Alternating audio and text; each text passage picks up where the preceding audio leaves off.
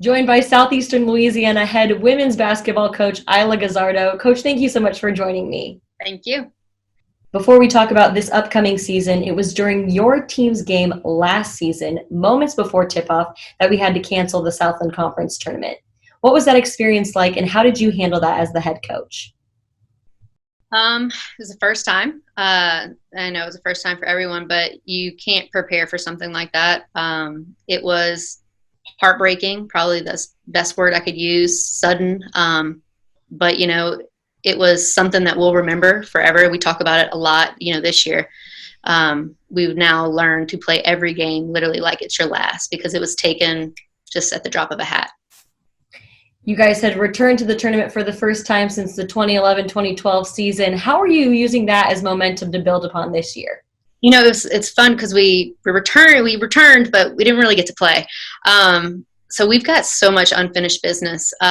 We set a goal when we first got here and talked about getting to the tournament because we haven't done that for so long, but we finally got there. But we've got momentum coming from every direction with all these players returning, the players that we brought in.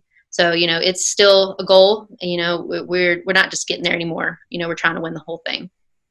You talk about returning players. It seems like this year your roster is more experienced, older than what you normally have. How have you approached that, and how has that been different for you in terms of preparing for the season?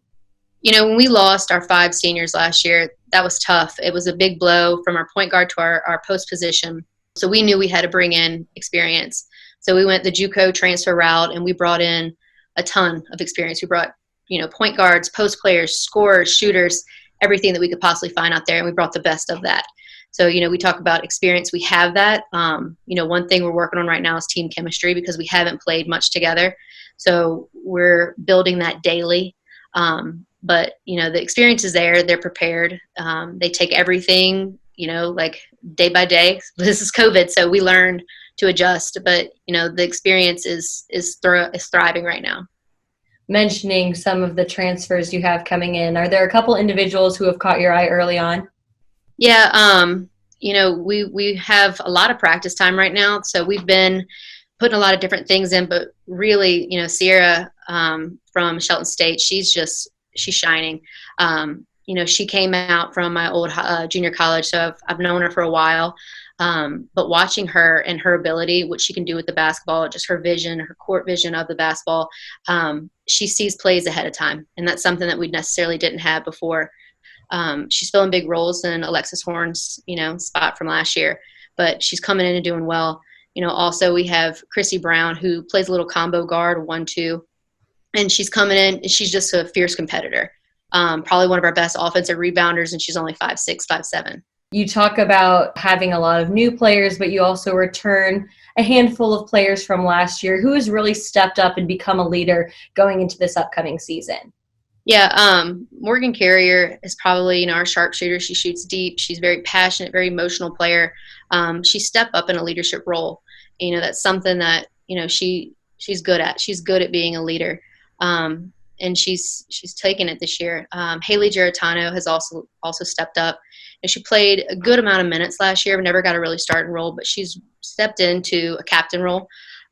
She leads by example on the court, off the court, and that's something that is going to be important for us, bringing in 5, new players. She really shows them the way. She helps guide them.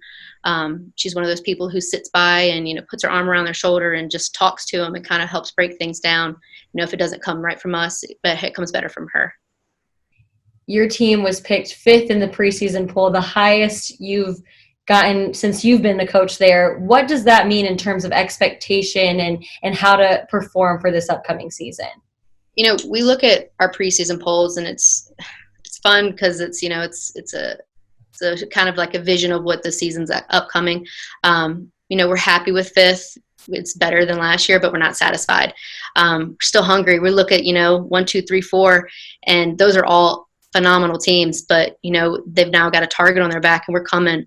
There's teams behind us, and those are amazing teams too. They're very well coached, a lot of great players in each of those teams. So we're just trying to stay competitive. Preseason polls are what they're supposed to be preseason, but we're worried about how we finish the season, not necessarily how we start. before we officially tip off for the 2020-21 season, what do you need to see out of your players in terms of where they need to be in order to start the season going? That's probably the same with every school. It's communication. We need more communication on offense, more communication on defense. I feel like nowadays they can talk all day and then they go in the court and it's silent. But we also have, a lot of new faces on the floor. We have returners that didn't necessarily play as much last year that we're expecting big roles out of. Those types of players have to know what they're doing and have to be able to communicate that. We want to be one of the most fierce competitive teams that people play. One thing about us is we're tough. I'm worried about our fouls, but, we're not going to get pushed and bullied around. We're that type of team. We compete every day. But, our communication is where we need to grow. And then after the long 8 months we've had since everything happened in March, what are you and your team most looking forward to about this season? Playing. We didn't realize how much we loved playing in a game. Since March, we got shut down for a while, and then we've been practicing. Practicing gets tiring. It's tiring for coaches. It's tiring for players, trainers, everybody. We just want to play. So, we start off this non-conference on the 25th, and we are ready to go. Things will be up and down this year, and we know that we deal with adversity very well because we've dealt with it before. But I know that playing is probably our ultimate goal.